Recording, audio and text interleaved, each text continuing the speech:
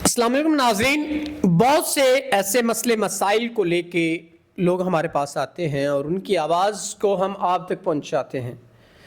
یہ بہن معاشرے کی بیٹی بہت پریشان حالت میں ہمارے پاس آئیں اور ان کی آواز کو ہم آپ تک پہنچا رہے ہیں، تو آئیے باقی جو بھی معاملات ہیں ان سے جانتے ہیں۔ السلام علیکم۔ وعلیکم السلام۔ اچھا بہن، آپ مجھے بتائیں کیا زندگی کے مسئلے مسائل ہیں، کیا پریشانیاں ہیں جن کی وجہ سے آپ پریشان ہیں؟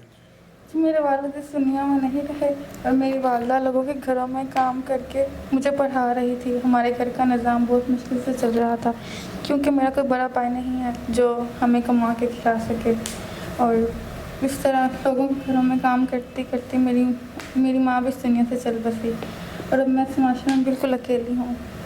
تو اب آپ کیسے اپنا نظام زندگی چلا پاتی ہیں، کیسے کہ آپ اپنے نظام کو مینج کر پاتی ہیں، یہ سارا بتائیے گا۔